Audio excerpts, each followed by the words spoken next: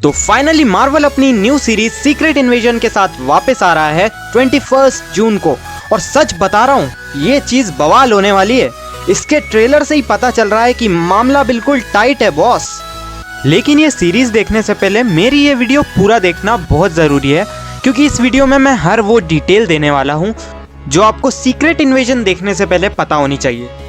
तो इस सीरीज की स्टोरी बेस्ड होने वाली है मार्वल कॉमिक्स की one of the most famous story lines पे, जिसे हम सब जानते हैं एज सीक्रेट इन्वेजन। तो इसमें होता यह है कि स्क्रल्स अर्थ के पावरफुल और इन्फ्लुएंशियल लोगों को रिप्लेस करना शुरू कर देते हैं, और ये सब इतना सीक्रेटली होता है कि जब तक सुपर हीरोज को पता चलता है कि स्क्रल्स का इन्वेजन हुआ है तब तक बहुत देर हो जाती है। पर एमसीयू में तो स्क्रल्स अच्छे थे, और कैप्टन मार्वल में हमने देखा कि कैरल डेनवर्स ने स्क्रल्स के लिए एक नया प्लेनेट ढूंढा है जहां सभी स्क्रल्स साथ मिलकर रह सके। तो बेसिकली हुआ यह है कि निक फ्यूरी ने सालों तक स्क्रल्स की हेल्प ली है अपने शील्ड के मिशंस के लिए, और इसी बीच बहुत सारे स्क्रल्स अर्थ पर आ गए। उन्होंने बहुत सारे मिशंस पे शील्ड की तरफ से लड़ाई की, बहुत सारे स्क्रल्स मारे भी गए, लेकिन उन लोगों को कभी भी पहचान नहीं मिली। और जैसे जैसे टाइम बीता वैसे वैसे स्क्रल्स के एक ग्रुप को ऐसा लगने लगा कि उन्हें अर्थ पर सिर्फ यूज़ किया गया है, और अब यही रेबेल स्क्रल्स ग्रेविक की लीडरशिप में अर्थ पर कंट्रोल करना चाहते हैं। पर अभी भी स्क्रल्स का एक ग्रुप है जिसे लीड कर रहा है टेलोस। वो लोग फ्यूरी के साथ हैं। ये चीज़ हमने देखी थी स्पाइडरमैन फार फ्रॉम होम में, जब ये रिवील हुआ था कि निक फ्यूरी तो अर्थ पर है ही नहीं, बल्कि उसकी जगह तो टेलोस ने ले रखी थी, और फ्यूरी तो किसी स्पेस मिशन पर था। पर हम अभी भी ये नहीं जानते हैं कि टेलोस कब से फ्यूरी बन के अर्थ पे है। ये भी हमें इस सीरीज में ही पता चलेगा। लेकिन रीजंस जो भी हो, रेबेल स्क्रल्स अर्थ पर तबाही मचा रहे हैं, और फ्यूरी अपने आप को इसके लिए रिस्पॉन्सिबल मानता है। अब क्योंकि इस सीरीज में जेम्स रोड्स भी है, तो इसमें कोई डाउट नहीं है कि ये सीरीज डायरेक्टली कनेक्ट होने वाली है आर्मर वॉर्स में। और सरप्राइज मत होना अगर इस सीरीज में हमें वैलेंटीना डी फोंटे भी दिख जाए, क्योंकि ये औरत आगे जाके एमसीयू में बहुत बड़ा बवाल करने वाली है। पर करंट सिचुएशन को समझो, अर्थ पर हर जगह स्क्रल्स हैं, कोई भी कभी भी स्क्रल निकल सकता है। शील्ड की 12 बजी पड़ी है, और इन सब को रोकने के लिए बस एक बंदा सामने खड़ा है, निक फ्यूरी।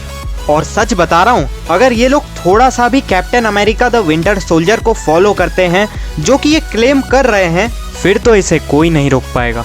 और मैं ये यकीन से इसलिए कह सकता हूँ क्योंकि captain America the winter soldier को मैं बहुत हाईली रेट करता हूँ। आप ही सोचो, एक ऐसी मूवी जिसमें ना के बराबर वीएफएक्स था, जिसकी स्टोरी बिल्कुल ग्राउंडेड थी, और स्टेक्स भी कोई हाई नहीं दिख रहे थे, वो movie one of the best solo movie कैसे बनी? क्योंकि उसमें तगड़ा एक्शन था, उसकी स्टोरी ग्राउंडेड थी, पर उसमें भी शील्ड के अंदर की मिस्ट्री को एक्सप्लोर किया गया था।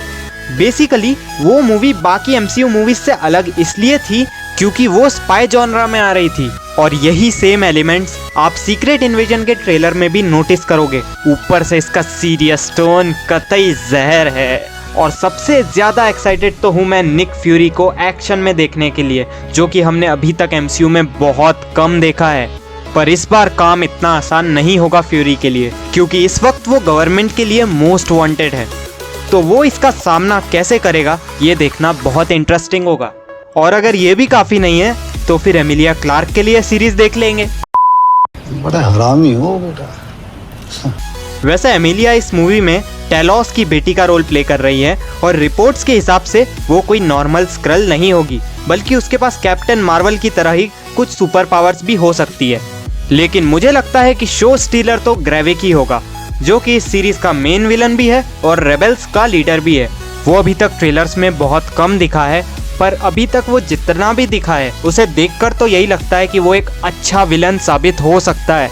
और मेरी बात याद रखना, सीक्रेट इन्वेजन की स्टोरी एक सीरीज में ख़त्म नहीं हो सकती।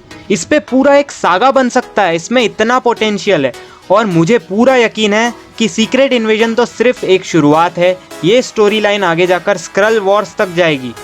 और अभी भले ही हमें इसके स्टेक्स हाई नहीं दिख रहे हैं, पर इस सीरीज के बाद सब कुछ चेंज हो जाएगा। और अगर आप सीक्रेट इन्वेजन की फील लेना चाहते हो तो फिर डिज्नी प्लस पे जाके अवेंजर्स अर्थ्स माइटीएस्ट हीरोज का सीजन 2 देख लो। भेजा घूम जाएगा इनके कांड देख के। मतलब कैप्टन अमेरिका तक को नहीं छोड़ा, उसको भी पकड़ के चांद पे छुपा दिया है। जो भी हो, 21 जून से आप भी देखोगे और मैं भी देखूंगा। हर वेडनेसडे को इसका एक एपिसोड डिज्नी प्लस पे स्ट्रीम होगा। तब तक अगर वीडियो पसंद आई हो तो लाइक कर देना और ऐसे ही ऑसम कंटेंट के डेली डोज के लिए मेरे यूट्यूब चैनल मूवीज एम्पायर को सब्सक्राइब करना मत भूलना। तो फिर मिलते हैं नेक्स्ट वीडियो में। Until then, signing off. Fearless.